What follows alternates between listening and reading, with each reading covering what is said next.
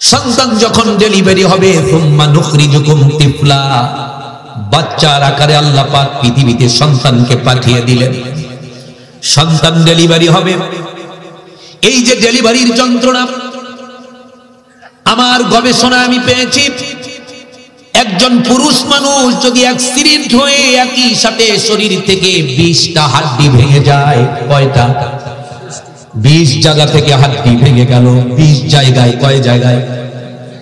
20 জায়গা থেকে হাড্ডি ভেঙে যায়। একটা অ্যাক্সিডেন্ট, এমন মর্মান্তিক অ্যাক্সিডেন্ট, 20 জায়গা থেকে হাড্ডি ভেঙে গেলে একজন মানুষ যেই কষ্ট তার শরীরে লাগে, হুবহু একজন মা যখন সন্তানকে প্রসব করে, সন্তানকে ডেলিভারি করে, অনুরূপ একই কষ্ট মাকে সহ্য করতে হয়। কঠিন যন্ত্রণা, ডেলিভারির যন্ত্রণা, 32টি নারী সেনা যন্ত্রণা এই পৃথিবীর ভুক্তভোগী মা ছাড়া আর কেউ জানে? আর কেউ জানে না।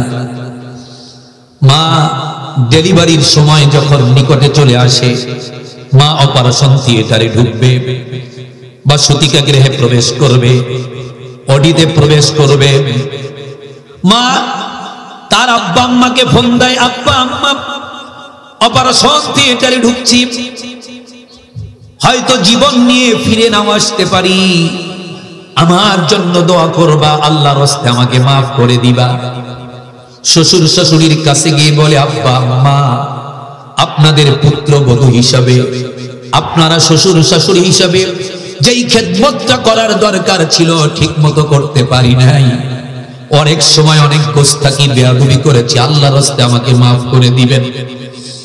দুটি সন্তান রেখে গেলাম, আপনার নাতিদয়কে রেখে গেলাম, এদের প্রতি খেয়াল রাখবেন। স্বামীকে একান্তে কাছে রেখে স্বামীকে কেঁদে কেঁদে বলে, প্রাণের স্বামী, শ্রদ্ধাভাজন স্বামী আমার, দীর্ঘদিন তোমার সাথে সংসার করেছি, আমার দুটি সন্তান দুনিয়াতে বেঁচে আছে, তৃতীয় সন্তান ভূমিষ্ঠ হবে, ডেলিভারিতে ঢুকবো, অপারেশন থিয়েটারে ঢুকবো, সতিকা গৃহে প্রবেশ করব। স্বামী হিসাবে আপনার যেই খেদমত করার দরকার ছিল আমি ঠিক মতো করতে পারি নাই, আল্লাহর রাস্তায় আমাকে মাফ করে দিবেন। আর যদি জীবনটা নিয়ে ফিরে আসতে না পারি, এই নেন চাবি, আলমারির চাবি, সুকেচের চাবি, আপনি আমার কাছে যেই 6 লক্ষ টাকা দিয়েছিলেন, টাকাটা অমুক জায়গায় রেখে দিয়েছি, জীবন নিয়ে ফিরে না আসলে পরে সন্তানদ্বয়ের প্রতি খেয়াল রাখবেন, আল্লাহর রাস্তায় আপনি আমাকে মাফ করে দিবেন। স্বামীর কাছ থেকে বিদায় নিয়ে, শ্বশুর শাশুড়ির কাছ থেকে বিদায় নিয়ে, আব্বা আম্মা প্রিয়জন ব্লাডের কানেকশনের সকলের কাছ থেকে বিদায় নিয়ে মা যখন ডেলিভারির জন্য অপারেশন থিয়েটারে ঢুকে, আর মায়ের যখন ডেলিভারির যন্ত্রণা শুরু হয়ে যায়, ডেলিভারির খেজে কি কঠিন যন্ত্রণা, কঠিন পেইন, কঠিন ব্যথা, এই পৃথিবীর ভুক্তভোগী মা ছাড়া আর কেউ জানে না। এক পর্যায়ে খবর আসে, ডাক্তার বলে সন্তানকে বাঁচাতে হলে মাকে বাঁচানো যাবে না, মাকে বাঁচাতে হলে সন্তান টিকানো যাবে না। স্বামী বলে, ডাক্তার যেই সন্তানের চেহারা দেখি নাই, আমার আরো দুটি সন্তান আছে, তাদেরকে মা হারা করবেন না। আমার ওই তৃতীয় সন্তান যার চেহারা দেখি নাই, তার প্রতি অতটা মায়াও তৈরি হয় নাই, তার প্রতি আমার অতটা দরদ তৈরি হয় নাই, অতএব আমার ওই সন্তানের দরকার নাই, আমার দুটি সন্তানকে মা হারা করবেন না। আমার স্ত্রীকে বাঁচান, তবু আমার ওই সন্তানের দরকার নাই। শ্বশুর শাশুড়ি খবর শুনে বলে, ডাক্তার আমার তো আরো 4 জন পুত্রবধূ আছে, তবে এই পুত্রবধূর মতো একজন পাই নাই। ফজরের আগে উঠে গরম পানি করে দেয় অজুর জন্য। শ্বশুর শাশুড়ি হিসেবে যেই খেদমত করার দরকার ছিল 100% করে। আমার আরো তো 4 জন পুত্রবধূ আছে, সন্তানের বউ আছে, তারা তো এমন না। খবরদার ডাক্তার, খবরদার ডাক্তার, যেই নাতির চেহারা দেখি নাই তাকে দরকার নাই, তবু আমার পুত্রবধূকে বাঁচিয়ে রাখো। এই খবরটা যখন মায়ের কাছে চলে যায়, মা যখন শুনতে পায় আমার গর্ভের সন্তান বাঁচাতে হলে আমাকে বাঁচানো যাবে না, আর আমাকে বাঁচাতে হলে সন্তান বাঁচানো সম্ভব নয়, মা চোখের পানি ছেড়ে দিয়ে কান্না করে আর ডাক্তারকে বলে অনুনয় বিনয় করে, ডাক্তার হাতে ধরি পায়ে ধরি গো ডাক্তার, আমাকে মারো, আমার সন্তান মেরো না। কেননা আমি তো দীর্ঘদিন যাবৎ দুনিয়ার মুখ দেখেছি, আমার এই সন্তানটা আমার জীবন গিয়ে হলেও আমার সন্তানটা যেন দুনিয়ার মুখ দেখতে পারে, খবরদার আমাকে মারো, আমার সন্তানকে মেরো না। এই হলো মা, এই হলো কি মা। আমার ভাইরা, প্রিয় ভাই সব, সন্তান ডেলিভারির সময় যেই কঠিন যন্ত্রণা, এই যন্ত্রণা সহ্য করে কে? জোরে বলুন, কে করে? মা করে, বাবা করে না, ঠিক কিনা জোরে বলেন। তারপরে যখন সন্তান ডেলিভারি হয়, আল্লাহ নবী হাদিস শরীফের ভিতরে বলেছেন, জিহাদের ময়দানের মতো একজন মা রক্তাক্ত হয়ে যায়। 32টি নারী সেরা যন্ত্রণা, গোটা শরীর রক্তে রঞ্জিত হয়ে যায়, বেহুশ হয়ে যায়, সেন্সলেস হয়ে যায়, সেন্স থাকে না, ঠিক কিনা জোরে বলেন। 32টি নারী সেরা যন্ত্রণা, মার সেন্সলেস হয়ে গেছে, সেন্স হারিয়ে ফেলেছে। তারপর যখন তার সেন্স ফিরে আসে, অন্য কিছুই বলে না, আমার কি হয়েছে, আমার কোলে দাও। সন্তানকে দেখার জন্য মায়ের অন্তরের ভিতরে আল্লাহ পাক এমন এক প্রেম তৈরি করে দেয়, স্নেহ তৈরি করে দেয়, হুশ আসার সাথে সাথে সে বলে, আমার সন্তানকে আমার কোলে দাও। আল্লাহর হাবিব বলেন, সন্তানটাকে যখন মায়ের কোলে দেওয়া হয়, মা যখন সন্তানকে কোলে নেয়, মা সন্তানকে কোলে নেওয়ার সাথে সাথে সন্তানের চেহারার দিকে যখন মা নজরটা ফেলে, দৃষ্টিটা নিক্ষেপ করে, আল্লাহর হাবিব বলেন 10 মাস 10 দিন গর্ভে ধারণ করার যন্ত্রণা আর ডেলিভারির 32টি নারী সেরা যন্ত্রণা মায়ের অন্তর থেকে আমি আল্লাহ দূরীভূত করে দেই। কালকে কইন সুবহানাল্লাহ, দূর করে দেই। মায়ের অন্তরের ভিতরে সন্তানের প্রতি এমন এক দুর্বিনীত মহাব্বত তৈরি করে দেই, সন্তান যখন ওয়া ওয়া করে কান্না করে, টোয়া টোয়া করে কান্না করে, মা ছুটে আসে কান্না বন্ধ করার জন্য, ঠিক কিনা জোরে বলেন। বাকি আছে কয়টা কারণ? একটা। 3 নম্বর কারণ হলো, সন্তান পৃথিবীতে আসার পরে দুগ্ধ পান করে কার? মায়ের না বাবার? অনেক বাবারা কইতে পারেন আমরাও ফিটার খাওয়াই। কি খাওয়া? ফিটার। কেননা অনেক মা এখন এমন হয়ে গেছে, শরীরটা ঠিক রাখার জন্য নিজের কলিজার টুকরা সন্তানকে দুধ খাওয়ায় না, এজন্য মায়ের প্রতিও সন্তানের দরদ তৈরি হয় না, শ্রদ্ধা তৈরি হয় না। সন্তান যখন বড় হয়, তখন ওই মা ওই বাবার প্রতি শ্রদ্ধা সম্মান তৈরি হয় না। মা বাবাকে সেই কোথায় রেখে আসে? বৃদ্ধাশ্রমে রেখে আসে, ঠিক কিনা জোরে বলেন। তার কারণ ওই মায়ের দুধ না পান করানোর কারণে সন্তানের অন্তরের ভিতর থেকে মায়ের প্রতি শ্রদ্ধা সম্মান আসে না। আমার ভাইরা, পৃথিবীতে আসার পরে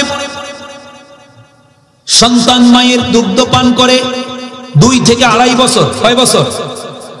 2 থেকে 2.5 বছর মায়ের দুগ্ধ পান করে। বাবার না কার? তুমি যখন ছোট্ট ছিলে, দাঁত ছিল না মুখে, তরল খাবার দিলে না মা জননীর বুকে, ঠিক কিনা? তুমি যখন ছোট্ট ছিলে, দাঁত ছিল না মুখে, তরল খাবার দিলে না মা জননীর বুকে। সেই আল্লাহরে ভুলে গিয়ে, সেই আল্লাহরে ভুলে গিয়ে, সেই আল্লাহরে ভুলে গিয়ে করছো কত পাপ। আল্লাহ রে ডাক রে বান্দা, আল্লাহ রে ডাক, আল্লাহ রে ডাক রে বান্দা, আল্লাহ রে ডাক। আল্লাহ রে ডাকলে রে তোর, আল্লাহ রে ডাকলে রে তোর, আল্লাহ রে ডাকলে রে তোর গুনাহ হবে সাফ। আল্লাহ রে ডাক রে বান্দা, আল্লাহ রে ডাক। কাকে ডাকবো? আল্লাহ, ঠিক কিনা জোরে বলে। আমরা এই পৃথিবীতে ছিলাম না, বর্তমানে পৃথিবীতে আছি, আবার এক সময় এই পৃথিবী ছেড়ে আমাদেরকে চলে যেতে হবে, ঠিক কিনা জোরে বলেন। এই পৃথিবীতে আল্লাহ পাক আমাদেরকে প্রেরণ করলেন, পাঠালেন, জিন এবং ইনসানকে এই পৃথিবীতে প্রেরণ করলেন। আল্লাহ পাকের একটা লক্ষ্য উদ্দেশ্য আছে না নাই? লক্ষ্য উদ্দেশ্যের কথাটি আল্লাহ রাব্বুল আলামিন কোরআনে কারীমের মধ্যে বলে দিলেন, মা খালাকতুল জিন্না ওয়াল ইনসা ইল্লা লিয়াবুদুন। আল্লাহ রাব্বুল আলামিন বলেন, আমি জিন এবং ইনসানকে পৃথিবীতে পাঠিয়েছি একমাত্র কেবলমাত্র শুধুমাত্র তারা আমার ইবাদত করবে, আমার বন্দেগী করবে, আমার দাসত্ব করবে। একমাত্র ইবাদত হতে হবে কার? আমি আল্লাহ ছাড়া অন্য ভিন্ন কারো ইবাদত করা যাবে না। তাহলে আমাদেরকে আল্লাহ পাক পৃথিবীতে পাঠালেন। আল্লাহ পাকের একটা লক্ষ্য উদ্দেশ্য হলো আমরা আল্লাহর ইবাদত করব। অনেকের অন্তরের ভিতরে প্রশ্ন জাগ্রত হতে পারে, হুজুর আমি তো ব্যবসা করি, খেতে খামারে কাজ করি, আমি গৃহস্থালি করি, আমি এটা করি সেটা করি, তো আমি ইবাদত করার তো তেমন সুযোগ পাই না, 5 ওয়াক্ত নামাজ পড়ি। আমি বলি যে আপনার প্রত্যেকটা কাজ ইবাদত হবে। ব্যবসা বাণিজ্য, কামাই রোজগার, চাকরি, এগুলো সব ইবাদত। পয়গম্বরের তরিকা মতো যখন আপনি করবেন, প্রতিটি আমল আপনার জন্য ইবাদত হয়ে যাবে। সুবহানাল্লাহ বলেন। কেননা ওয়ায়ুবাদদিলুল্লাহু সাইয়্যাতিহিম হাসানাত। যখন বান্দা রাসূলের তরিকা মতো প্রতিটি কাজ করবে, আল্লাহ পাক সাইয়্যাত গুলোকে হাসানাত দিয়ে, অর্থাৎ গুনাহগুলোকে আল্লাহ পাক সওয়াব দিয়ে পরিবর্তন করে দিবেন। তাহলে মুসলমানের প্রতিটি কাজ হলো ইবাদত। পেশাব পায়খানা করবেন, ইস্তেনজায় যাবেন, স্ত্রীর কাছে যাবেন, এটাও আপনার আমার জন্য ইবাদত। সেখানেও পয়গম্বরের সুন্নাহ আছে, পয়গম্বরের তরিকা আছে। ঠিক কিনা জোরে বলেন। সার কথা হলো মুসলমানের প্রতিটি কাজ হবে ইবাদত। এবার আসুন, আমরা এই পৃথিবীতে ছিলাম না, আমাদের কোনো অস্তিত্ব ছিল না। আল্লাহ পাক আমাদেরকে পৃথিবীতে পাঠালেন ইবাদতের জন্য। এই কথাটা স্মরণে রাখবেন। কিসের জন্য? ইবাদতের জন্য। পৃথিবীতে যে আমরা ছিলাম না, কোরআনে কারীম সেটা বলছে, কাইফা তাকফুরুনা বিল্লাহি ওয়া কুনতুম আমওয়াতান ফাআহইয়াকুম সুম্মা ইউমীতুকুম সুম্মা ইউহয়ীকুম সুম্মা ইলাইহি তুরজাউন।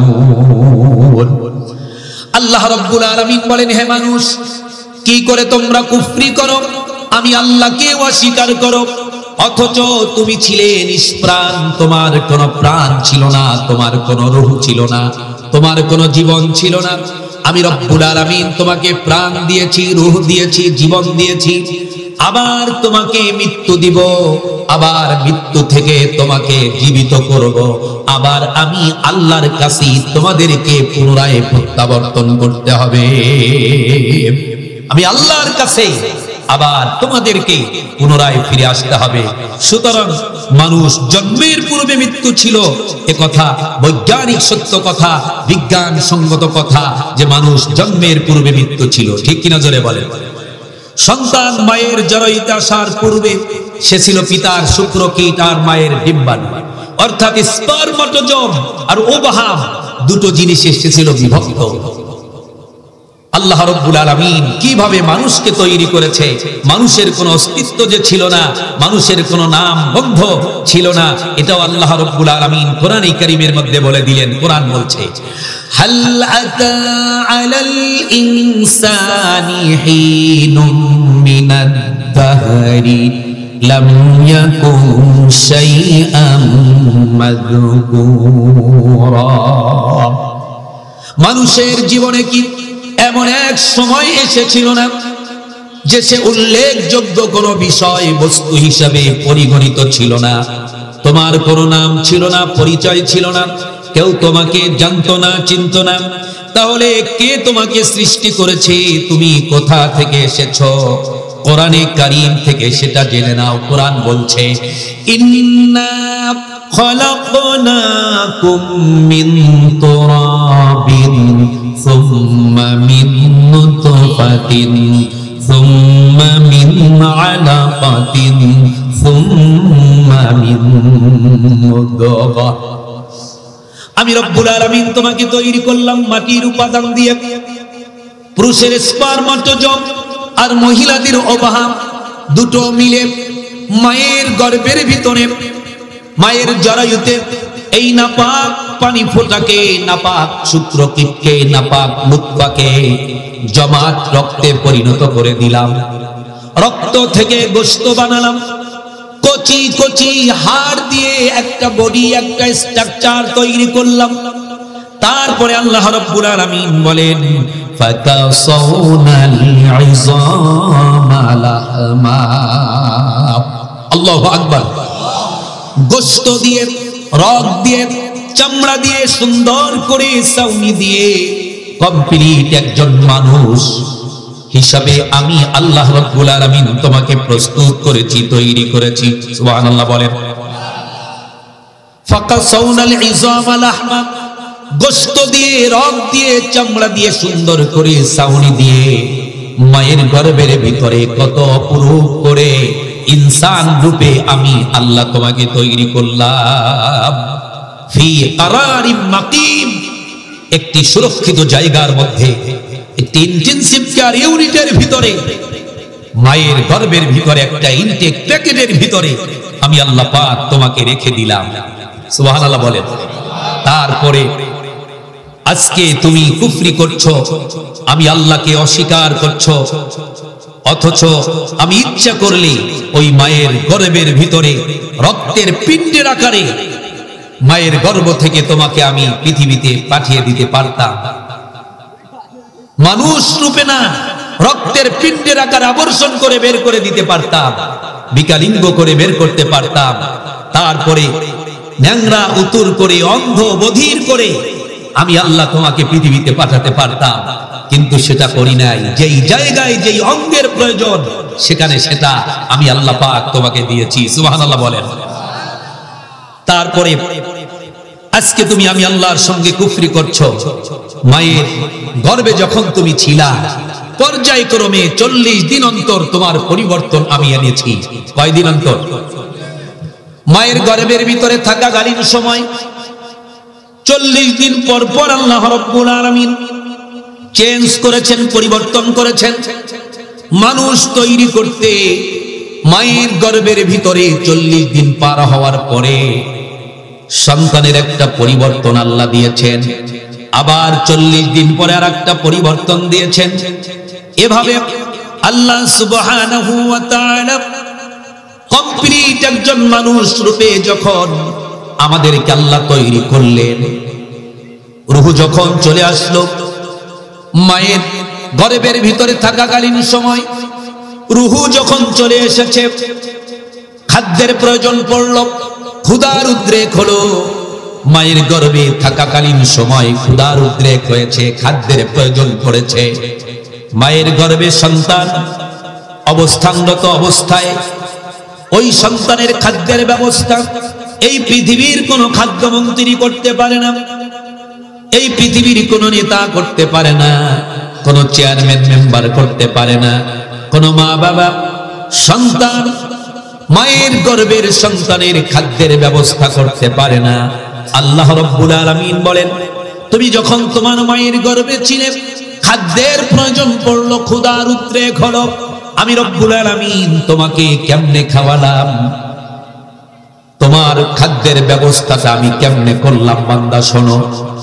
তোমার মায়ের মাসিকটাকে বন্ধ করে দিয়ে তোমার মায়ের নাভির সাথে একটা পাইপ, একটা নলের কালেকশন করে দিয়েছি, একটা তারের কালেকশন করে দিয়ে শরীর থেকে নাপাক রক্তটা ট্রান্সফার করে তোমার মায়ের নাভির ভিতর দিয়ে বের করে, তোমার নাভির ভিতর দিয়ে ঢুকায়া দিয়ে তিল তিল করে অপরূপ করে মায়ের গর্ভের ভিতরে কমপ্লিট একজন মানুষ রূপে আমি আল্লাহ তোমাকে তৈরি করেছি।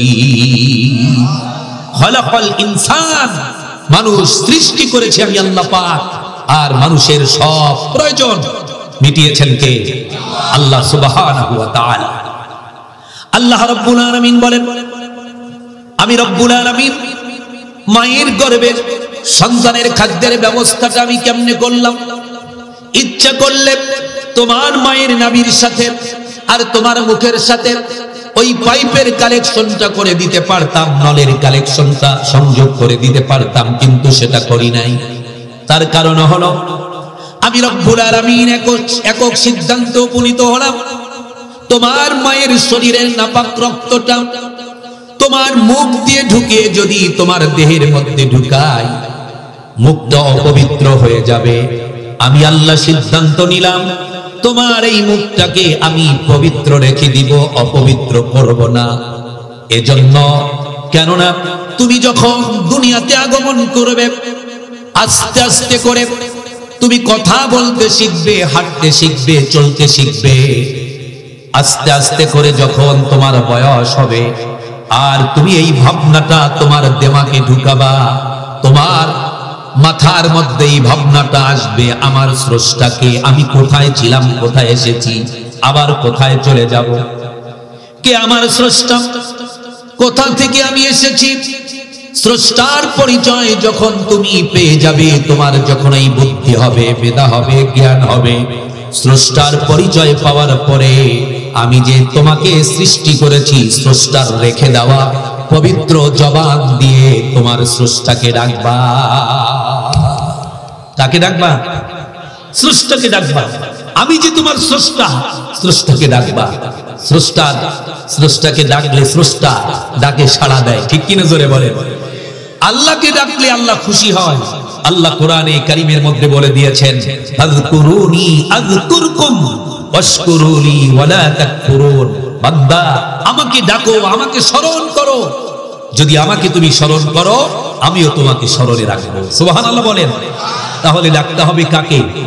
আল্লাহ রে ডাক রে বান্দা, আল্লাহ রে ডাক, আল্লাহ রে ডাক রে বান্দা, আল্লাহ রে ডাক। আল্লাহ রে ডাকলে রে তোর, আল্লাহ রে ডাকলে রে তোর, আল্লাহ রে ডাকলে রে তোর গুনাহ হবে মাফ।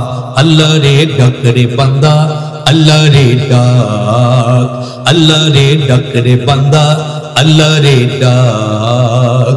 যখন তোমার কেউ ছিল না তখন ছিলেন তিনি। জোরে বলতে হবে মুসলমান, তিনি কে? যখন তোমার কেউ ছিল না তখন ছিলেন তিনি। এখন তোমার সব হইয়াছে, পর হইয়াছেন তিনি। আবার একদিন কেউ রবে না, আবার একদিন কেউ রবে না, আবার একদিন কেউ রবে না, রবে আল্লাহ পাক। আল্লাহ রে ডাক রে বান্দা, আল্লাহ রে ডাক, আল্লাহ রে ডাক রে বান্দা, আল্লাহ রে ডাক। আল্লাহ রে ডাকলে রে তোর যুবক, আল্লাহ রে ডাকলে রে তোর, আল্লাহ রে ডাকলে রে তোর কলব হবে সাফ। আল্লাহ রে ডাক রে বান্দা, আল্লাহ রে ডাক। কাকে ডাকবো? জোরে বলুন, কাকে ডাকবো? আল্লাহকে ডাকতে হবে, ঠিক কিনা জোরে বলেন? আল্লাহ রাব্বুল আলামিন বলে, বান্দা আমি তোমাকে পৃথিবীতে পাঠিয়েছি আমার ইবাদতের জন্য। কার ইবাদতের জন্য? কোরআনে কারীমের মধ্যে আল্লাহ রাব্বুল আলামিন বলে দিলেন, ওয়াকাদা রাব্বুকা আল্লা তা'বুদু ইল্লা ইয়্যাহু ওয়া বিল ওয়ালিদাইনি ইহসানা। তোমার রবের পক্ষ থেকে চূড়ান্ত সিদ্ধান্ত হয়ে গিয়েছে, ফয়সালা হয়ে গিয়েছে, মীমাংসা হয়ে গিয়েছে। ইবাদত করবে আমি আল্লাহ, আমার আল্লাহ ছাড়া অন্য ভিন্ন কারো ইবাদত করা যাবে যাবে না। আল্লাহ রাব্বুল আলামিন সাথে সাথে বলে দিলেন, বান্দা আমি আল্লাহ আমার ইবাদত করবে, আমার বন্দেগী করবে, আমার ইবাদতে আত্মনিয়োগ করবে। শুধু আমার ইবাদত করলেই চলবে না, আমার ইবাদতের পাশাপাশি দ্বিতীয় নম্বরে আরেকটি কাজ তোমাকে করতে হবে। আর সেটা কি? আল্লাহ পাক সাথে সাথে বলে দিলেন, ওয়া বিল ওয়ালিদাইনি ইহসানা। মা বাবার প্রতি ইহসান করবে, মা বাবার প্রতি নজরদারি করবে। খবরদার, খবরদার, চোখ রাঙিয়ে ধমকের সুরে মা বাবার সাথে কোনো আচরণ করা যাবে কে আদেশ দিয়েছেন? আল্লাহ পাক আদেশ দিয়েছেন মা বাবার সাথে চোখ রাঙিয়ে ধমকের সুরে কথা বলা যাবে না, মার্জিত ভাষায়, কোমল ভাষায়, নরম ভাষায় তাদের সাথে আচরণ করতে হবে। এই শিক্ষাটা দিয়েছেন কে? তারপরে আল্লাহ রাব্বুল আলামিন বলেন ইম্মা ইয়াবলুগান্না ইনদাকাল কিবারা আহাদুহুমা আও কিলাহুমা ফালা তাকুল লাহুমা উফফি ওয়ালা তানহারহুমা ওয়া কুল লাহুমা কওলান কারীমা। তোমার জীবদ্দশায় তাদের উভয়ের একজন অর্থাৎ তোমার মা অথবা তোমার বাবা যদি বৃদ্ধ হয়ে যায়, বৃদ্ধা হয়ে যায়, বুড়া হয়ে যায়, বুড়ি হয়ে যায়, উফফি ওয়ালা তানহারহুমা তাদের উদ্দেশ্যে উহ শব্দটুকু বলবে না, ওয়া কুল লাহুমা কওলান কারীমা বরং মার্জিত ভাষায়, কোমল ভাষায়, নরম ভাষায় তাদের সাথে আচরণ করবে। এটাকে শিক্ষা দিয়েছেন। তারপরে আল্লাহ রাব্বুল আলামিন বলেন ওয়াখফিজ লাহুমা জানাহাদ যুল্লি মিনার রাহমাতি ওয়া কুর রাব্বিরহামহুমা কামা রাব্বায়ানি সগীরা। তাদের উদ্দেশ্যে বিনয়ের বাহু আল্লাহর দরবারে অবনত করবে, আল্লাহর দরবারে তুলে ধরবে আর বলবে রব্বিরহামহুমা কামা রাব্বায়ানি সগীরা। হে আমার রব, হে আমার স্রষ্টা, হে আমার মালিক, আমি যখন ছোট্ট ছিলাম, মায়ের কোলে ছিলাম, একেবারে শৈশবে ছিলাম, আমার মা এবং আমার বাবা যেমন স্নেহের কোলে আমাকে আদর সোহাগ ভালোবাসা দিয়ে লালন পালন করেছে, আল্লাহ তুমি আমার আব্বা আম্মার প্রতি সেই দরদটা করো। সুবহানাল্লাহ বলবেন না? এই দোয়াটা শিখিয়েছেন কে? আমার যুবক ভাইরা, আমার বুড়া বাবাজিরা, যতদিন এই পৃথিবীতে বেঁচে থাকবো, যতবার আল্লাহর কাছে দোয়া করব, ততবার এই দোয়াটা আল্লাহর কাছে মা বাবার জন্য করতে রাজি আছেন কিনা? আল্লাহ পাক ভাবলেন সন্তান তার মা বাবার জন্য কোন তরিকায়, কোন সিস্টেমে দোয়া করতে হয়। হয়তোবা সন্তান বুঝবে না মা বাবা কেমন জিনিস আর কোন তরিকায়, কোন সিস্টেমে মা বাবার জন্য আল্লাহর কাছে আমি ফরিয়াদ করব। এজন্য আল্লাহ পাক আমাদেরকে মা বাবার জন্য কোন সিস্টেমে দোয়াটা করতে হয় সেই দোয়াটাও আল্লাহ কোরআনে কারিমে আমাদেরকে শিখিয়ে দিয়েছে। যুবকেরা, তরুণ ভাইরা, বুড়া বাবাজিরা, এই দোয়া প্রত্যেকটা নামাজ শেষে এই দোয়া আমরা করব ইনশাআল্লাহ। আমার ভাইরা, প্রিয় ভাই সব, মা বাবা কেমন জিনিস, মা বাবার ব্যাপারে আল্লাহ পাক বলেছেন যেমন বিশ্বনবী হাদিস শরীফের ভিতরে তেমনি বলে দিয়েছেন। নবী করিম সাল্লাল্লাহু আলাইহি ওয়াসাল্লামের কাছে একজন ব্যক্তি এসেছেন। আন আবি হুরায়রা রাদিয়াল্লাহু তাআলা আনহু قال قال جاء رجل الى رسول الله صلى الله عليه وسلم فقال يا رسول الله من أحق الناس بحسن صحابتي قال أمك। হাদিসটি হযরত আবু হুরায়রা থেকে বর্ণিত। হযরত আবু হুরায়রা বলেন বিশ্বনবীর কাছে একজন ব্যক্তি উপস্থিত হয়ে বললেন, ইয়া রাসূলুল্লাহ, আমার মা এবং আমার বাবা উভয়ের মাঝে আমি কার খেদমতটা বেশি করব, আমার মায়ের না আমার বাবার? আল্লাহর নবী সাথে সাথে জবাব দিলেন, ক্বালা উম্মুকা, তোমার মায়ের খেদমত করবা। ওই সাহাবী দ্বিতীয়বার আবার প্রশ্ন করলেন, ক্বালা সুম্মা মান, হুজুর তারপরে কার খেদমত করব? আল্লাহ নবী দ্বিতীয়বারও বললেন, ক্বালা উম্মুকা, তোমার মায়ের খেদমত করবা। ওই সাহাবী তৃতীয়বার আবার একই প্রশ্ন করলেন, ক্বালা সুম্মা মান, হুজুর তারপরে কার খেদমত করব? আল্লাহ নবী তৃতীয়বারও বললেন আলা উম্মুকা, তোমার মায়ের খেদমত করবা। সাহাবী চতুর্থবার একই প্রশ্ন আলা তুম্মা মান, হুজুর তারপরে কার খেদমত করব? আল্লাহর নবী এবার চতুর্থবার বললেন আলা আবুকা, তোমার আব্বার খেদমত করবা। মায়ের কথা তিনবার, বাবার কথা একবার। বাবারা রাগন নাকি? কারণ আছে না নাই? কারণটা হলো মুহাদ্দিসিন ইকরাম ব্যাখ্যা করেছেন,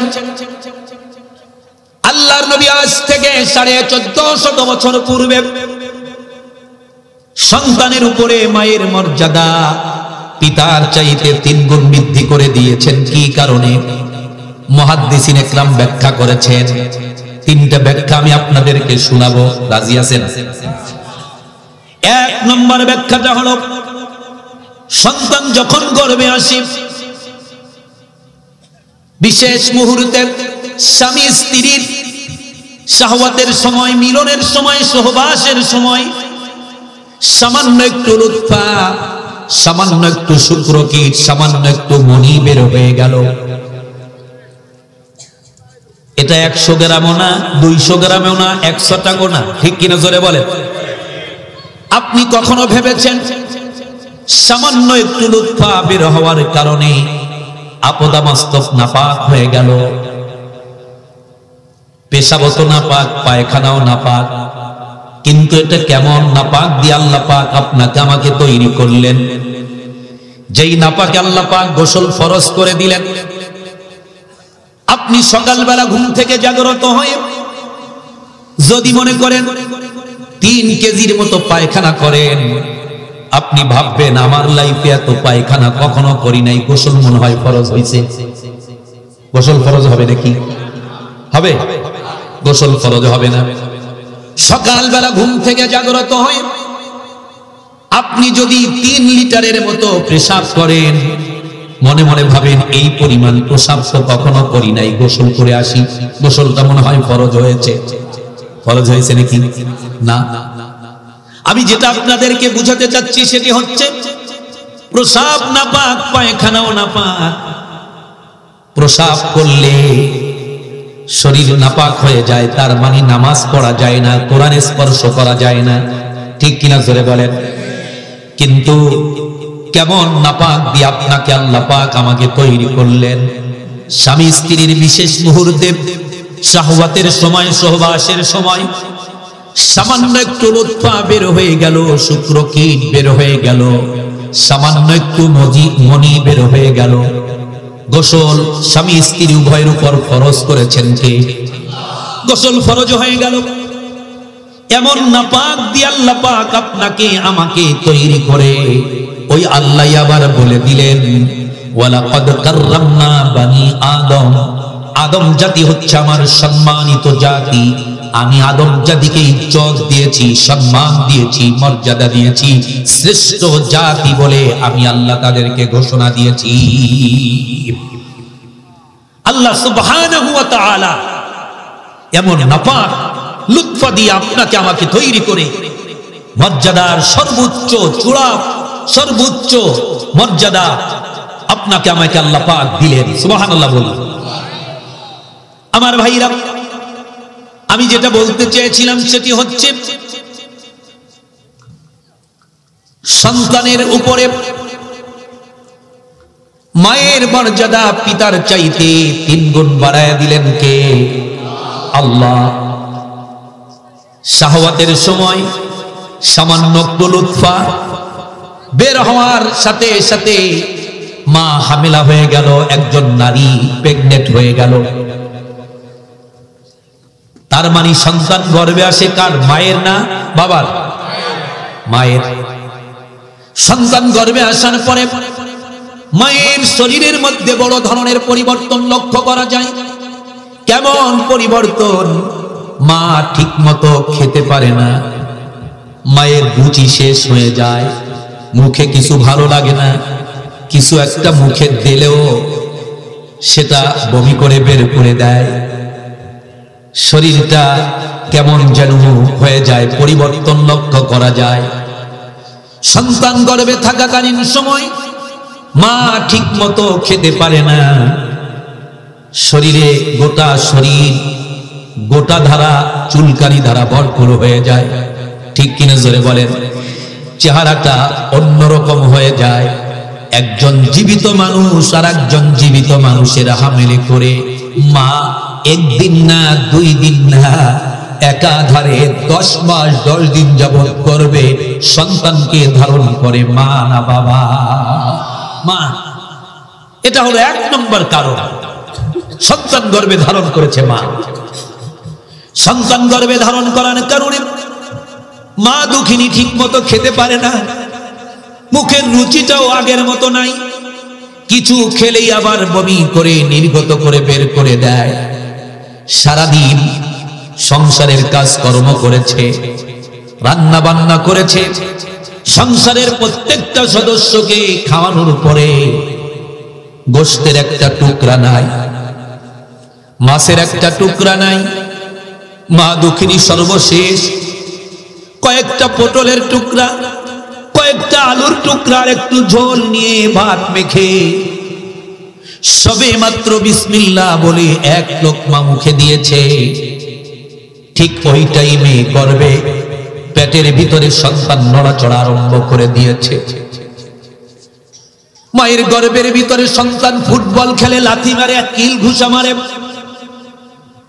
মা সবে মাত্র 1 লোকমা গালে দিয়েছে, এমন তো অবস্থায় সন্তান পেটের ভিতরে লাথি মেরেছে, কিল ঘুষা মেরেছে। মায়ের পেটে ব্যথা শুরু হয়ে গেল, প্রচন্ড পেইন আরম্ভ হলো। মা মুখের ভিতরে যে লোকমাটা দিয়েছে আ করে সেটাও ফেলে দিলেন, প্লেটটা ধাক্কা মেরে দূরে সরিয়ে দিলেন। প্রচন্ড পেইন, প্রচন্ড ব্যথায় মা সহ্য করতে না পেরে একবার দাঁড়ায়, একবার বসে রবের কাছে ফরিয়াদ করে, আল্লাহ প্রচন্ড ব্যথা সহ্য করতে পারছি না, ব্যথাটা তুমি দূরীভূত করে দাও। আল্লাহর হাবিব বলেন, সন্তান গর্ভে ধারণ করার কারণে গর্ভবতী মা ঠিকমতো খেতে পারল না। গর্ভবতী মা যদি ইমানদার হয়, নামাজি হয়, মুত্তাকি হয়, আমলি হয়, পর্দানিশী হয়, আল্লাহর হাবিব বলেন ওই দিনদার গর্ভবতী ইমানদার মা যেহেতু ঠিক মতো খেতে পারল না, একাধারে 10 মাস 10 দিন যাবত রোজা রাখলে যেই সওয়াব হতো, ইমানদার গর্ভবতী মায়ের আমলনামায় আল্লাহ সেই সওয়াবটা লিখে দেয়। আরো জোরে বলেন সুবহানাল্লাহ। ইমানদার গর্ভবতী মায়ের আমলনামায় সেই সওয়াবটা আল্লাহ লিখে দেয়। সন্তান গর্ভে ধারণ করার কারণে মাঝি প্রচন্ড শীতের রাতে, পৌষ মাঘ মাসের তীব্র শীতের রাতে স্বামী স্ত্রী একই কম্বলের ভিতরে শায়িত। স্বামী রাত 11টায় বাসায় ফিরে এসেছে, টেকের হাট বাজার দোকান বন্ধ করে 11টায় বাসায় ফিরেছে। এই স্বামী স্ত্রী উভয় একই কম্বল অথবা ল্যাপের ভিতরে শায়িত। রাত যখন 1টা-1.5টা বেজে গেল, সন্তান পেটের ভিতরে লাথি মেরেছে, কিল ঘুষা মেরেছে, আঘাত করেছে, মায়ের পেটে ব্যথা শুরু হয়ে গেল। মা মনে মনে ভাবে স্বামীকে জাগ্রত করব না, আমার যে প্রচন্ড ব্যথা, আমার স্বামীকে বলবো না, কেননা অনেক রাত্রে ফিরে এসেছে, তার ঘুমে ব্যাঘাত ঘটাবো না।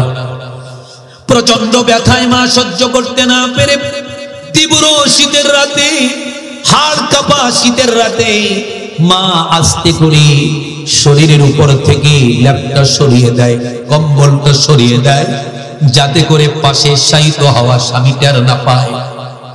মা একবার দাঁড়ায়, একবার বসে, একবার অলের সাথে ঢেস দিয়ে দাঁড়ায়, চোখের পানি ছেড়ে দিয়ে মা কান্না করে আর আল্লাহ পাককে ডেকে বলে, আল্লাহ পেটে ব্যথা সহ্য করতে পারছি না, আল্লাহ তুমি আমার পেটে ব্যথা দূর করে দাও, দূরীভূত করে দাও। আল্লাহর হাবিব বলেন, সন্তান গর্ভে ধারণ করার কারণে মাঝি প্রচন্ড শীতের রাতে, তীব্র শীতের রাতে ঠিক মতো নিদ্রায় যেতে পারল না, ঘুমাতে পারল না। ইমানদার গর্ভবতী মার আমল নামায় আল্লাহ রাব্বুল আলামিন একাধারে 10 মাস 10 দিন যাবত সারা রাত তাহাজ্জুদের নামাজ পড়লে যেই সওয়াব হতো, ওই সওয়াবটা ঈমানদার গর্ভবতী মায়ের আমল নামায় আল্লাহ লিপিবদ্ধ করে দেয়। তাহলে মুহাদ্দিসিন ইকরামের ব্যাখ্যা হচ্ছে, সন্তান গর্ভে ধারণ করে কে? মা না বাবা? যারা বলুন কে করে? মা। সন্তান গর্ভে ধারণ করে মা, এটা হলো 1 নম্বর কারণ। আলোচনা মনে আছে তো? মায়ের মর্যাদা বিশ্বনবী কয় গুণ বাড়িয়ে দিয়েছেন বাবার চাইতে? 3 গুণ। 2 নম্বর কারণটা হলো, সন্তান যখন পৃথিবীতে আসবে, সুম্মা নুখরিজুকুম তিফলা, বাচ্চার আকারে আল্লাহ রাব্বুল আলামিন সন্তানকে পৃথিবীতে পাঠিয়ে দেন। বাচ্চার আকারে। কিসের আকারে? বাচ্চার আকারে। আল্লাহ রাব্বুল আলামিন বলে, তুমি যখন পৃথিবীতে এসেছো, ওয়া ওয়া করে টোয়া টোয়া করে কান্না ছাড়া তোমার জবানে কোনো ভাষা ছিল না। ছিল নাকি? মা আমার ক্ষুধা লেগেছে, বা পৃথিবীর অন্য কোনো ভাষায় মা বলে ডাকতে পর্যন্ত সন্তান শেখে নাই। সবেমাত্র দুনিয়াতে এসেছে। পৃথিবীর সব দেশের বাচ্চারাই সর্বপ্রথম মায়ের গর্ভ থেকে পৃথিবীতে আসার পরে ওয়া ওয়া টোয়া টোয়া করে কান্না করা ছাড়া অন্য কোনো ভাষা আছে নাকি? আল্লাহ রাব্বুল আলামিন বলে, আমি তোমার এমন রব, আমি তোমার এমন স্রষ্টা, আমি তোমার এমন দ্রষ্টা। পৃথিবীতে আসার পরে তোমার জবানে কোনো ভাষা নাই বলে আমি রব্বুল আলামিন তোমার মায়ের অন্তরের ভিতরে তোমার প্রতি এমন এক দুর্বিনীত মহাব্বত আমি আল্লাহ তৈরি করে দিয়েছি। কেমন দুর্বিনীত মহাব্বত তৈরি করে দিয়েছি! সন্তানের প্রতি মায়ের দরদ কেমন, এটা আলোচনা করে বোঝানো লাগবে না, সবাই জানেন কতটা মহাব্বত করে। ঠিক কিনা জোরে বলেন। আমি বলি, সৃষ্টি জগতে মানুষের প্রতি সর্বাধিক অনুগ্রহ প্রদর্শনকারী ব্যক্তি হচ্ছে তার মা বাবা। আবার বলছি, কোন করেন?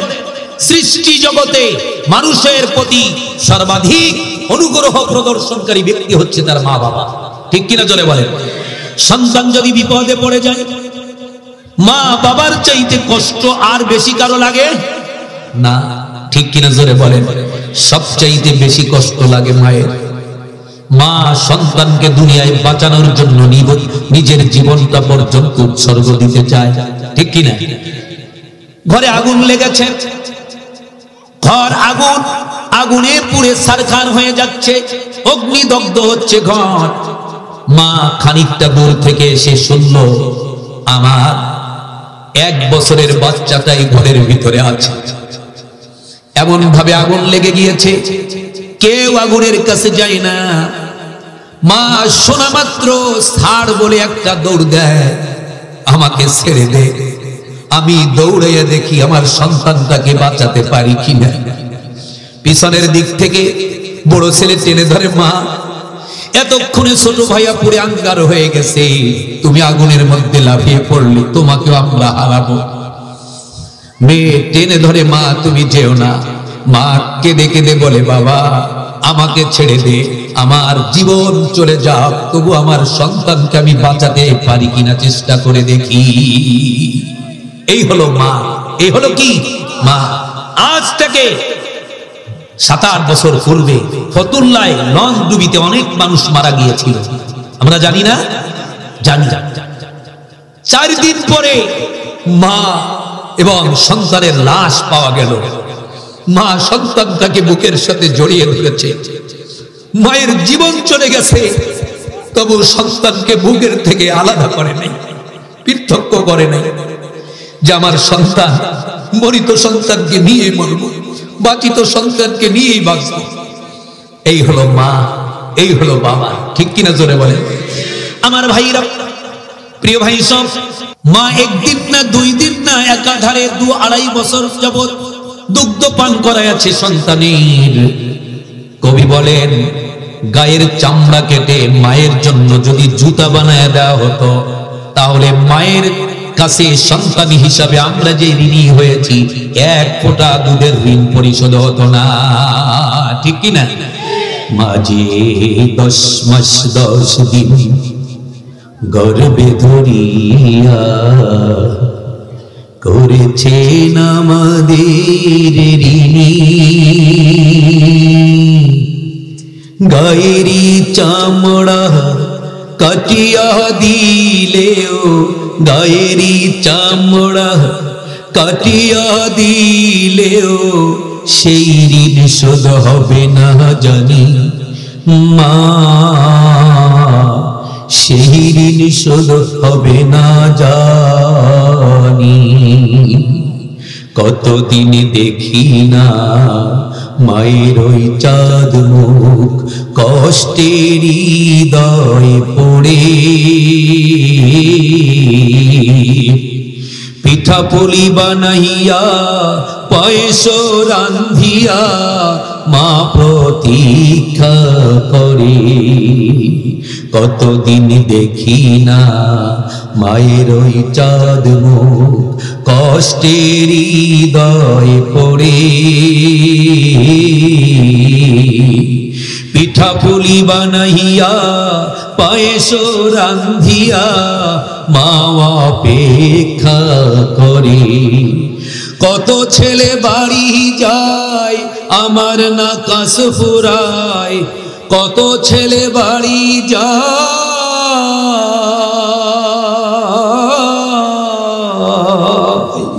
কত ছেলে বাড়ি যায় আমার নাকাশ ফুরায়। যাব বলে গ্রামের বাড়ি হয় না যাওয়ারে, মাঝে 10 মাস 10 দিন গর্বে ধরিয়া করেছেন আমাদের ঋণী। গায়েরি চামড়া কাটিয়া দিলেও, গায়েরি চামড়া কাটিয়া দিলেও সেই ঋণ শোধ হবে না জানি মা, সেই ঋণ শোধ হবে না জানি। শোধ হবে, যারা বলেন হবে। আমার ভাইরা, প্রিয় ভাই সব, আল্লাহ নবী বলেছেন মা বাবা যদি অমুসলমান হয়, অমুসলিম মা বাবার প্রতি তুমি মুসলিম সন্তানের দায়িত্ব কর্তব্য রয়েছে। আল্লাহু আকবার বলেন। তুমি মুসলমান, তোমার মা মুসলমান, তোমার বাবাও অমুসলমান, তাতে কি? ওই মাই তো তোমাকে 10 মাস 10 দিন গর্ভধারণ করেছে, হতে পারে অমুসলিম, তাতে কি? ওই মায়ের সাথে সৎ আচরণ করবে, নির্দেশ দিয়েছেন আল্লাহর রাসূল। ঠিক কিনা জোরে বলেন। জলিল কদর মশহুর সাহাবী হযরত আবু হুরায়রা বিশ্ব নবীর দরবারে এসে কাঁদছেন। আল্লাহ নবীর কর্ণগোচর হলো আবু হুরায়রার কান্নার ধ্বনি। আল্লাহ নবী জিজ্ঞেস করলেন মা ইউফকিকা ইয়া আবু হুরায়রা, ও আবু হুরায়রা কি জন্য তুমি কান্না করছো? কি তোমার কষ্ট, কি তোমার দুঃখ, কি তোমার যন্ত্রণা অন্তরে? সেই কষ্ট নিয়ে আমি নবী মুহাম্মাদের দরবারে এসে তুমি কান্না করছো, খুলে বলো ওপেন ভাবে। হযরত আবু হুরায়রা বলেন হুজুর আমাকে আমার মা মেরেছে। আল্লাহ নবী বললেন কেন মেরেছে? নিশ্চয়ই তুমি তোমার মায়ের সাথে বেয়াদবি করেছো, গোস্তাখি করেছো, অন্যায় করেছো, এজন্য তোমার মা তোমাকে মেরেছে। মা তোমাকে মারতেই পারে, মারার অধিকার রয়েছে। হযরত আবু হুরায়রা বলে ইয়া রাসূলুল্লাহ আমি মায়ের সাথে কোনো বেয়াদবি করি নাই, অন্যায় অপরাধ গোস্তাখি করি নাই, তাহলে তোমার মা তোমাকে কেন মারলো? বলে হুজুর গভীর রাতে আপনার দরবার ছেড়ে আমি যখন বাড়িতে উপনীত হলাম, বাড়িতে উপস্থিত হলাম, আমার মা আমাকে জিজ্ঞেস করলো বাবা আবু হুরায়রা এত রাত পর্যন্ত তুমি কোথায় ছিলে? হুজুর আপনার দরবারে এসে আমি যেই শিক্ষাটা পেয়েছি, মিথ্যা বলার শিক্ষা আপনি আমাকে দেন নাই। আমার মা হতে পারে মুশরিকা, তাতে কি? মায়ের সাথে মিথ্যা কথা আমি বলতে পারলাম না, সত্যটা ওপেন করে দিলাম। আমি বললাম ও আমার মা, আমি ছিলাম যার কদম চুমতে পারলে দুনিয়া ধন্য হয়, সেই দরবারে নববীর কদম মোবারক থেকে আসতে আমার রাত হয়ে গিয়েছে। বিশ্ব নবীর দরবার ছেড়ে আসতে আমার রাত হয়ে গিয়েছে। হুজুর আমার মা মুশরিকা, আপনার নামটা শোনা মাত্র মায়ের কলিজায় আগুন ধরে গেল, দেমাগটা গরম হয়ে গেল, শরীরটা মিজাজটা কড়া হয়ে গেল। লাঠি হাতে নিয়ে আমাকে প্রহার করেছে, আমাকে মারছে।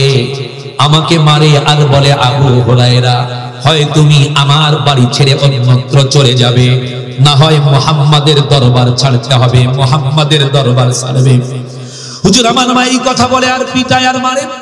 আমি বললাম, ও আমার মা, তুমি বুড়ি মানুষ, বৃদ্ধ মানুষ, তোমার গায়ে যতটুকুন শক্তি আছে সবটুকুন শক্তি প্রয়োগ করে আমাকে মারো, আমাকে পিটাও।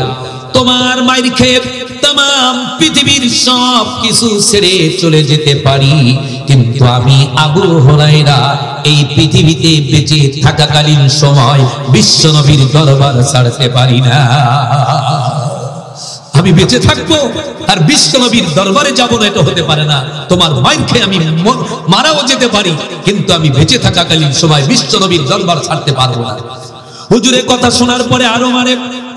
আল্লাহ নবী সাথে সাথে বললেন, তোমাকে তোমার মা মেরেছে, এজন্য আমি নবী মুহাম্মাদের কাছে বিচার দিতে এসেছো, নালিশ দিতে এসেছো।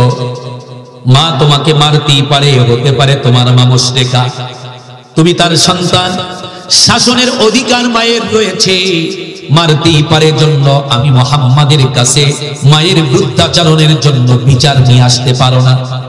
ও আবু হুরায়রা শোনো, এই ব্যাপারে আমি মুহাম্মাদের করার কিছুই নাই, এটা তোমার মা সন্তানের ব্যাপার, এখানে আমি মুহাম্মাদের ইন্টারফেয়ার করার আর কিছুই না, এই ব্যাপারে আমি কিছুই করতে পারবো না। মা হতে পারে মুশরিকা, কিন্তু তুমি বিচার নিতে আসতে পারো না, সে তোমার মা। হযরত আবু হুরায়রা কেঁদে কেঁদে বললেন, ইয়া রাসূলুল্লাহ, ইয়া হাবিবাল্লাহ, আমার মা আমাকে মেরেছে, এজন্য আপনার কাছে আমি বিচার নিয়ে আসি নাই, মায়ের বিরুদ্ধে বিচার নিয়ে আসি নাই। হুজুর, আমি একটা মহৎ উদ্দেশ্য নিয়ে এসেছি। আল্লাহ নবী বললেন, আবু হুরায়রা, সেই উদ্দেশ্যটা তোমার কি বলো? বলে, হুজুর আমার মা মুশরিকা, আপনি রাহমাতুল লিল আলামিন, আপনি আল্লাহর হাবিব, আমার মায়ের হেদায়েতের জন্য আপনার দুটি হাত যদি আল্লাহর দরবারে তোলেন, আল্লাহর দরবারে যদি আপনি উত্তোলন করেন, হুজুর আমার 100% ইয়াকিন আপনার দোয়া মিস হতে পারে না। আমার মুশরিকা মায়ের জন্য আসমানের মালিক আল্লাহ অবশ্যই অবশ্যই আপনার দোয়া কবুল করে নিবে। আমি আপনার কাছে এসেছি আমার মায়ের হেদায়েতের জন্য, আপনি একটু আল্লাহর কাছে দোয়া করুন। আল্লাহ নবী কাল বিলম্ব করলেন না, দেরি করলেন না, সাথে সাথে দুটি হাত আল্লাহর দরবারে উপর অবনত করলেন, তুলে ধরলেন। আল্লাহুম্মা ইহদা উম্মা আবি হুরায়রা, আল্লাহু আকবার বলেন। আল্লাহুম্মা ইহদা উম্মা আবি হুরায়রা, আয় আল্লাহ তাআলা আবু হুরায়রার মাকে তুমি হেদায়েত দিয়ে দাও, আবু হুরায়রার মার হেদায়েত যেন নসিব হয়ে যায়। বিশ্বনবী দোয়া করতেছেন আর আবু হুরায়রা সমানে বিশ্বনবীর দরবার ছেড়ে বাড়ির দিকে দৌড়াতে আরম্ভ করে দিলেন। সাহাবারা দেখতে পেল আবু হুরায়রা দৌড়ায়, অত্যন্ত শরীফ মানুষ, ভদ্র ছেলে, নিরহ মানুষ, জয় জয়মেলার সাথে জড়ায় না। না জানি কি বিপদ হলো আবু হুরায়রা। সাহাবারা পিছনের দিক থেকে জামা টেনে ধরেছে, ভাই আবু হুরায়রা, কি বিপদ তোমার হয়েছে বলো, আমরা তোমাকে কি হেল্প বা সহযোগিতা করতে পারি বলো। হযরত আবু হুরায়রা সাহাবাদেরকে লক্ষ্য করে বলে, ভাইরা আমার জামা ছেড়ে দাও, আমাকে দৌড়াতে দাও, আমি দৌড়ায়া বাড়িতে উপনীত হয়ে দেখতে চাই আমি আগে বাড়িতে উপস্থিত হতে পারলাম না বিশ্বনবীর দোয়া আমি উপস্থিত হওয়ার পূর্বে বিশ্বনবীর দোয়া আমার মায়ের সীমানায় স্পর্শ করলো। আমি এই পরীক্ষাটা করতে চাই, আমি আগে দৌড়াইয়া আমার মায়ের নিকটে যেতে পারলাম না বিশ্বনবীর দোয়া আগে পৌঁছে গেল। আল্লাহু আকবার বলে। হযরত আবু হুরায়রা সাহাবাদের কাছ থেকে জামাটা ছিনিয়ে নিয়ে তীব্র বেগে তড়িৎ গতিতে দৌড় দিয়ে ঘরের দরজার সামনে দাঁড়িয়ে নিম্ন কণ্ঠে আস্তে আস্তে করে মা বলে একটা ডাক দেয়। ভিতর থেকে মা বলে, কে? ক্ষীণ আওয়াজ দিয়েছেন আবু হুরায়রা। মা বুঝতে পারেনি আমার আবু হুরায়রা ফিরে এসেছে। দরজায় নক করার সাথে সাথে ক্ষীণ আওয়াজে মা বলে ডাক দেওয়ার পরে ঘরের ভিতর থেকে মা বললেন, কে? হযরতে আবু হুরায়রা বলে, আমার মা। কে বলেছেন? তখনও দরজাটা ওপেন করেন নাই। আমার মা। কে বলেছে? আমি যখন বলেছি মা, ভিতর থেকে মা বলেছে, কে? দরজাটা ওপেন করার পূর্বেই আমার মার এই কে শব্দের মধ্য থেকে শিরকিয়াতের কোনো কর্কশতা পেলাম না। আমার মার কে শব্দের মধ্য থেকে তাওহীদের গন্ধ বের হয়ে আসলো।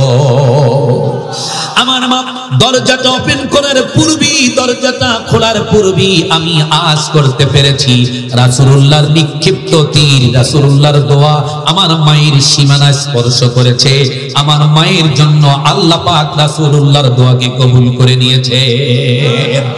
আমার মার সাথে সাথে আমি যখন কে বলেছি, আমি বললাম মা। মা বলেছে কে? আমি বলেছি মা আমি তোমার আবু হুরায়রা ফিরে এসেছি। আমার কথা শোনা মাত্র মা তড়িৎ গতিতে দরজাটা ওপেন করে দিলেন। আমাকে দেখা মাত্র মা আমাকে জড়িয়ে ধরে হাউ হাউ করে কাঁদতে লাগলেন, বাবা আবু হুরায়রা, গত রজনীতে তোমাকে মারার পরে বাবা আমি তোমার মা অনুশোচনা করেছি, কেন তোমাকে মারলাম? তুমি তো খারাপ মানুষের সঙ্গ দাও নাই, মুহাম্মাদের চাইতে ভালো কোনো মানুষ তো পৃথিবীতে নাই। আল্লাহু আকবার। আমি আজ করতে পেরেছি, অনুশোচনা করেছি, অনুতপ্ত হয়েছি, কেন মারলাম আমার সন্তানকে? আমি গোসল করে পবিত্রতা অর্জন করে অপেক্ষা করছি আমার সন্তান আবু হুরায়রা কখন বাড়িতে আসবে, আমাকে নিয়ে মুহাম্মাদের দরবারে যাবে, তাওহীদের কালেমা পড়ে আমি মুসলমান হয়ে যাব।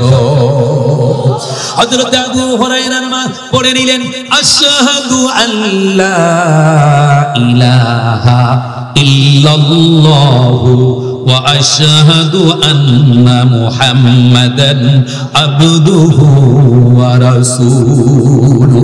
তাওহীদের কালেমা জবান থেকে উচ্চারণ করে ইসলামের সুশীতল ছায়ার নিচে আবদ্ধ হয়ে গেলেন। সুবহানাল্লাহ বলেন।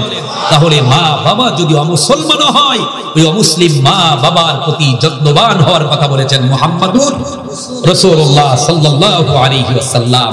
আমার যুবক ভাইরা, অনেকে আছে সুন্দরী সাদা চামড়ার বিবি পাইয়া মা বাবাকে ভুলে যায়, আছে না নাই? সুন্দরী সাদা চামড়ার বিবি পাইয়া বিবির কথা মতো ওঠ বস করে, বিবি যদি কয় ওঠ ওঠে, বিবি যদি কয় বস বসে, বিবির কথা মতো লেফট লাইট করতে থাকে, আছে না নাই? মাকে কষ্ট দেয়, বাবার খবর নেয় না। মায়ের চেহারার দিকে তাকাইলে, বাবার চেহারার দিক থেকে তাকাইলে সগীরা গুনাহ মাফ হয়, ঠিক কিনা জোরে বলেন? সেই তাকানটা তাকায় না। আমি বলি হ্যাঁ যুবক, বিবি মারা গেলে ওর চাইতে সুন্দরীটাও তুমি পাইতে পারো, ঠিক কিনা? কিন্তু মা বাবা যদি মারা যায়, কেউ কি কোনোদিন মা বাবাকে পায়? পাওয়া যায় না। মা বাবা কি জিনিস? আমরা অনেকে আসি পীরের মুরিদ হয়ে পীর বাবাকে জন্মের খাবার খাওয়াই, আসি না নাই? সব হাদিয়া দেই, টাকা পয়সা, কমলা, বেদানা, আঙ্গুর, এত খাওয়ান খাওয়াই, অথচ ঘরের ভিতরে মা বসা, বাবার খবর নেই না। আপনি পীরকে খুশি করবেন, পীর তো আপনার উপরে খুশি হওয়ার কথা না, কেননা আপনি কত টাকার মালিক, আপনি কোটি টাকার মালিক, ওই পীরের আরো মুরিদ আছে হাজার কোটি টাকার মালিক। অতএব আপনি কয় টাকা পীরকে দিবেন, আপনার উপরে তো খুশি হওয়ার কথা না। ওই যে হাজার কোটিওয়ালা আপনার চাইতে বেশি দিবে, আবার হাজার কোটিওয়ালার চাইতেও তার আরো মুরিদ আছে হাজার হাজার কোটি টাকার মালিক। অতএব আপনি 1 কেজি আঙ্গুর নিয়ে গিয়েছেন, সিরিয়াল ধরছেন, দেখেন আপনার সামনে 5 কেজি নিয়ে এখন আর করে সিরিয়াল পায় না, ঠিক কিনা জোরে বলে? আমি বলি হ্যাঁ যুবকেরা, মায়ের খবর নাও নাই 6 বছর, বাবাকে খেতে দাও নাই 6 বছর, বুড়া বুড়িকে আলাদা করে রেখেছো, তুমি কত বড় বড় মাছ এনে খাও, বাবার খবর নেও না। মাছটা হাতে নিয়ে ঘরে ঢোকো, মা জানালা দিয়ে তাকায় তাকায় দেখে আর বলে বাবা, এরকম মাছ ছোট্টকালে তোর অনেক প্রিয় ছিল, তোর আব্বা আনতো, তোর আব্বা এনে দিত, তোর আব্বাও খাইতো না, আগে তোরে খাওয়াইয়া তারপরে আমরা খাইতাম। মা জানালা দিয়ে তাকায় আফসোস করে, আজকে এত বড় মাছ নিয়ে যাচ্ছিস ঘরের ভিতরে, আমি মা, তোর আব্বাও তো মাছের মাথাটা পছন্দ করে, বাবার খবরটাও নিলি না। হ্যাঁ যুবক, তুমি যত টাকার মালিক হও না কেন, মা বাবা যদি তোমার উপরে নারাজ থাকে, অসন্তুষ্ট থাকে, জান্নাত তোমার কপালে জুটবে না, তুমি জাহান্নামে যাবা। যত বড় পীরের মুরিদ হও না কেন, আল্লাহওয়ালা হও না কেন, তাহাজ্জুদ গুজারি হও না কেন, পাঁচ ওয়াক্ত নামাজ তাকবীরুলার সাথে পড়ো না কেন, তোমার মা বাবা যদি তোমার উপরে নারাজ থাকে, ওয়াল্লাহি আল্লাহর কসম করে বলি তুমি জান্নাতে যাবা না। এটা রাসূলুল্লাহর কথা। কার কথা? বিশ্ব নবীর কাছে একজন এসে বললেন, ইয়া রাসূলুল্লাহ, মা বাবা কেমন জিনিস? আল্লাহ নবী বললেন, হুমা জান্নাতুকা ওয়া নারুকা, মা বাপ তোমার জান্নাত, মা বাপ তোমার জাহান্নাম। অর্থাৎ মা বাপ যদি তোমার উপরে বেজার হয়ে যায়, অসন্তুষ্ট হয়ে যায়, তোমার নামাজ রোজা সব বরবাদ হয়ে যাবে, তাহাজ্জুদ সব বরবাদ হয়ে যাবে, ওই আমল তোমার কোনো কাজে আসবে না, একমাত্র শুধুমাত্র মা বাবা তোমার উপরে বেজার থাকার কারণে। মা বাবাকে কষ্ট দেবা কোনো যুবক? কোন যুবক যদি 6 বছর মায়ের খবর নেও নাই, 7 বছর বাবার খবর নেও নাই, আগামীকালকে সকালবেলা বাবার পা ধরে 1-2 মিনিট না, বাজারে বর্তমানে লাল আঙ্গুর পাওয়া যায়, ঠিক কিনা জোরে বলেন? 2 কেজির দরকার নাই, আধা কেজি। কয় কেজি? আধা কেজি আঙ্গুর পোড়াই করে 250 গ্রাম মায়ের জন্য, 250 গ্রাম বাবার জন্য। সবার সামনে যদি বাবার পা ধরে কাঁদতে তোমার লজ্জা লাগে, দূর থেকে তাকাবা, আব্বা একা একা কোথায় আছি, আমি আর আব্বাই থাকবো, আর কেউ যেন না থাকে। যখন দেখবা একা কি আব্বা অমুক জায়গায় গিয়েছে, তুমি গিয়ে যদি হঠাৎ করে তোমার বাবার পায়ে হাত রেখে চোখ পানি না আসলেও যদি কাঁদো কাঁদো কণ্ঠে বলো, আব্বা আমি বুঝতে পারি নাই, চরম ভুল আমি করে ফেলেছি। মুফতি ওয়াহিদুজ্জামান বদর মা বাবা নিয়ে যে আলোচনা করেছে, আমি পরিশুদ্ধ হয়ে গিয়েছি, আমার ভুল আমি বুঝতে পেরেছি। বাবা এই যে তোমার পা তো আমি ধরছি, যতক্ষণ পর্যন্ত তোমার জবান থেকে আমি তোমার সন্তান আমাকে মাফ না করবা, ততক্ষণ পর্যন্ত আমি তোমার পা ছাড়ব না। বাবা আমি আমার ভুল বুঝতে পেরেছি, আর কোনোদিন এই ভুল করব না, তুমি মাফ করছো কিনা বলো। হে যুবক, এই পৃথিবীতে এমন কোন কঠিন হৃদয়ের বাবা নাই, বাবার পা ধরে কান্না করবে আর বলবে, আব্বা তুমি আমাকে মাফ করে দাও। 1-2 মিনিট যেতে না যেতে আসমানের মালিক আল্লাহ বাবার অন্তরটা সন্তানের প্রতি নরম করে দিবে। বাবা বলবে, বাবা তুই যে তোর ভুল বুঝতে পেরেছিস, আমার আর কোনো কষ্ট নাই, যা তোকে মাফ করে দিলাম। 6 বছরের জমাট বাঁধা কষ্ট 2 মিনিটে শেষ, ঠিক কিনা তোরে কর? কয় মিনিটে? বাবার পা ধরে, মায়ের পা ধরে যদি বলো, মা ভুল বুঝতে পেরেছি, আর কোনোদিন এই ভুল করব না, স্ত্রীর কথা মতো তোমাদেরকে অনেক কষ্ট দিয়েছি, ও মা তুমি আমাকে যদি মাফ না করো, পা ধরলাম তো ধরলাম, পা কিন্তু ছাড়বো না। বাবার 2 মিনিট লাগছে, মায়ের তাও লাগবে না। মা তুমি যদি মাফ না করো, আমি আর পা ছাড়বো না। এই পৃথিবীতে এমন কোন কঠিন হৃদয়ের মা নাই, সন্তান পা ধরে কাঁদবে আর মা মাফ করবে না। আর এই কথা বলবে, পা ধরছি তো ধরছি, মাফ না করা পর্যন্ত মা আমি কিন্তু তোমার সন্তান, পা ছাড়বো না। 1.5-2 মিনিট যেতে না যেতে মা কেঁদে কেঁদে বলবে, বাবা তুই যে তোর ভুল বুঝতে পেরেছিস, আমার মনে আর কোনো কষ্ট নাই। বাবা রে, কতদিন যাবত তোর চেহারার দিকে তাকাই না, ও বাবা আমাদেরকে এতটা ভুলে তুই গেলি।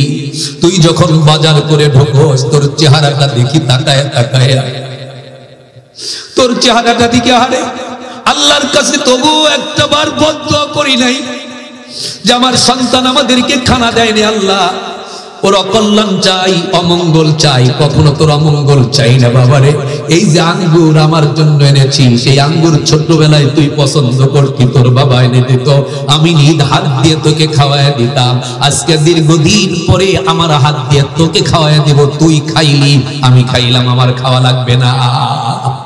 এই হলো মা, এ হলো কি মা। আমার ভাইরা, হাদিস শরীফের ভিতরে এসেছেন, সালাসু দাওয়াতিন মুস্তাজাবাতিন লা শাক্কা ফীহি, 3 ব্যক্তির দোয়া ডাইরেক্ট কবুল করেন কে?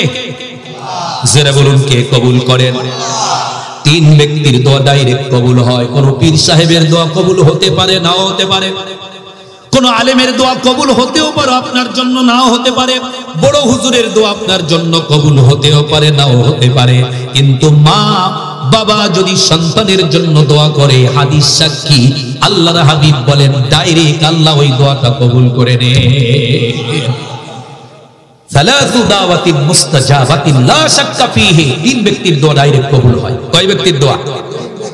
এক নম্বর হলো দাওয়াতুল মাজলুম, মাজলুম ব্যক্তির দোয়া। জালেমরা যার উপর জুলুম করে, মাজলুম ব্যক্তি যদি আল্লাহর কাছে দোয়া করে, দোয়াটা কবুল করেন কে? যেমন ইতিপূর্বে আলেম ওলামাদেরকে মাজলুম হিসাবে জেলখানার মধ্যে ভরে রেখেছে, ঠিক কিনা জোরে বলেন? আমরা তো এমন ভাবতেছিলাম এই সরকারের পতন আর কিয়ামতের আগ পর্যন্ত মনে হবে, কিন্তু আল্লাহর মায় দেশের ভাই, ঠিক কিনা জোরে বলেন? কেননা আলেম ওলামার উপরে যখন কোন জুলুম হয়ে যায়, আলেম ওলামা জেলখানার ভিতরে বসে ইবাদত বাদ দেয় না, আল্লাহকে ডাকা বন্ধ করে দেয় না, আল্লাহকে আরো থেকে আরো বেশি স্মরণ করে, আর জালেমদের জন্য বদদোয়া করে। হতে পারে অসংখ্য আলেমদেরকে জেলখানার মধ্যে এরকম রাখার কারণে আজকে এত উন্নয়ন করার পরেও তার পতন হয়েছে, ঠিক কিনা জোরে কর? তাহলে এক নম্বর হলো দাওয়াতুল মাজলুম, মাজলুম ব্যক্তির দোয়া ডাইরেক্ট কবুল করেন আল্লাহ পাক। বাকি আছে কয়টা? দুই নম্বর হলো দাওয়াতুল মুসাফির, মুসাফিরের দোয়া। যেমন আমি সুদূর ঢাকা থেকে আপনাদের এখানে এসেছি, আমি একজন মুসাফির, নালায়েক, নাফরমান, গুনাহগার, কিন্তু রাসূলের ভাষ্য অনুপাতে আমি মুসাফির, ঠিক কিনা জোরে বলেন? দুই নম্বর হলো কোন মুসাফির যদি দোয়া করে, মুসাফিরের দোয়াটা ডাইরেক্ট কবুল করেন কে? তিন নম্বর হলো ওয়াদাওয়াতুল ওয়ালিদি আলা ওয়ালাদিহি, কোন মা এবং বাবা যদি সন্তানের জন্য দোয়া করে, ওই দোয়াটাও ডাইরেক্ট সন্তানের জন্য আল্লাহ পাক মা বাবার দোয়াটা ডাইরেক্ট কবুল করে নেন। মায়ের দোয়া নেওয়ার দরকার আছে না নাই? নিবেন তো? হ্যাঁ আমার ভাইরা, সময় আমাকে বেঁধে দিয়েছে 10:30। কয়টা? 10:30 বেজে গেছে। এজন্য আলোচনার সামনের দিকে নিব না, আপনাদের কষ্ট হচ্ছে নাকি? এমনি আমি তরুণ মানুষ, একটু আলোচনা লম্বা করি, কিন্তু আজকে এমনি শর্টকাট করার চেষ্টা করছি শুরু থেকে। তাড়াতাড়ি শেষ করে দিলি আপনাদের যেমন বেশি ভালো, আমার একটু কম। কি কম? কারণ আমি তো সবার চাইতে কাছে যাব। হ্যাঁ কি বলেন? এখানে আপনারা বসে আছেন, কষ্ট আপনাদের চাইতে আমার কম হচ্ছে না বেশি হচ্ছে? তাড়াতাড়ি শেষ করতে পারলে আমার বেশি ভালো না আপনাদের? আমার বেশি ভালো না? আমার তো তাড়াতাড়ি ভালো, যে যত শর্টকাটে, ঠিক কিনা জোরে করে? কেননা এখন তো বক্তারা শুধু শর্টকাটে মারে, 4টা-5টা করে দাওয়াত পায়, কয় বলে দাওয়াত আপনাদের টেকের হাটে কি 9টায় বয়ান করলে হবে? 9টা থেকে 9:30, আবার আরেক জায়গা 10টা থেকে 11টা, আরেক জায়গা খ্যাপ নেওয়া আছে। আছেন এরকম অনেক বক্তা? আমার একটা তবিয়ত হলো একাধিক মাহফিল আমি নেই না। একেবারে যদি কেউ আরজ করে আর যদি কাছাকাছি হয় তাহলে নেই, কেননা এমনি লম্বা আলোচনা করি, 2 ঘন্টা আলোচনা করার পরে আর এক জায়গায় কি এনার্জি থাকে কথা বলার? বলে থাকে না। প্রিয় ভাই সব, আজকে যেই আলোচনাটা করলাম মা বাবাকে নিয়ে, মা বাবা কেমন জিনিস, পৃথিবীতে মা বাবার চাইতে আপন আর কেউ আছে নাকি? মা বাবার চাইতে আপন আর কেউ নাই। মা বাবাকে নিয়ে জান্নাতে যেতে চান কে কে? যে আমার মা, আমার বাবা, আমি সহ আমার ফ্যামিলির প্রত্যেককে নিয়ে একই জান্নাতে থাকতে চাই। কে কে একটু হাত তোলেন তো? হাত নামান। মা নাই কার? একটু হাত তোলেন। মা নাই কার? মা নাই, দুনিয়ায় বেঁচে মা নাই। আচ্ছা হাত নামান। বাবা নাই কার? এবার আমিও সদস্য হইলাম। হাত নামান। মা বাবা উভয় নাই কার? মাও নাই বাবাও নাই। অনেক মানুষ নামান। আল্লাহ নবী বলেছেন, বিশ্ব নবী বলেছেন, মা বাবা মৃত্যুর পরে কবরের ভিতরে বসে আর্তনাদ করে, বাবা বড় কষ্টে আছি, কিছু পাঠা আমার জন্য। নৌকা ডুবিতে যেমন মানুষ ডুবে আর্তনাদ করে, এক সময় পদ্মা সেতু ছিল না, লঞ্চ ডুবিতে বা স্পিড বোট ডুবিতে লোক মারা গেছে কি যায় নাই? লঞ্চ ডুবিতে লোক মারা গেছে কিনা এরকম পরিস্থিতি আমারও হয়েছে। মনে করেছি আজকে মনে হয় জীবন শেষ, লঞ্চে উঠে পিছে না হয়েছে। লঞ্চ ডুবিতে যখন মানুষ মারা যায় আর্তনাদ করে বাঁচাও বাঁচাও বলে। আল্লাহ নবী বলেন, কবরে যারা শুয়ে আছে, দুনিয়ায় বেলালের কানেকশনের যারা আছে তাদের প্রতি আর্তনাদ করে, বাবা আমার রেখে আসা সম্পদ রেখে এসেছি, আমি তোর বাবা, আমার জন্য কিছু পাঠা। মা বলি, বাবা 10 মাস 10 দিন যাবৎ গর্ভে ধারণ করেছি, 2 বছর যাবৎ দুগ্ধ পান করাইছি, বাবা বড় কষ্টে আছি, আমার জন্য কিছু পাঠা। কোন সন্তান যদি নেককার হয়, মা বাবার রুহের মাগফিরাতের জন্য সন্তানের দোয়াটাও আল্লাহ ডাইরেক্ট কবুল করে। সুবহানাল্লাহ বলেন। 3 ব্যক্তির দোয়া আল্লাহ কবুল করে, 3টা আমল মৃত্যুর পরেও কবরবাসী পাইতে থাকে। 1 নম্বর সদকায়ে জারিয়া, 2 নম্বর ইলমে দ্বীন, 3 নম্বর কেউ যদি নেককার সন্তান দুনিয়ায় রেখে যায়, আর ওই নেককার সন্তান নেক আমল করে যদি আল্লাহর কাছে দোয়া করে, দান সদকা করে দোয়া করে, নামাজের পরে দোয়া করে, দুরূদ শরীফ পড়ে দোয়া করে, সূরা ইখলাস 3 বার পড়ে দোয়া করে, এই সওয়াবটা মা বাবার কবরে আল্লাহ ডাইরেক্ট পৌঁছে দেয়। তাহলে মা বাবার জন্য কিছু পাঠানোর দরকার আছে না নাই? জেনে বলুন আছে না নাই?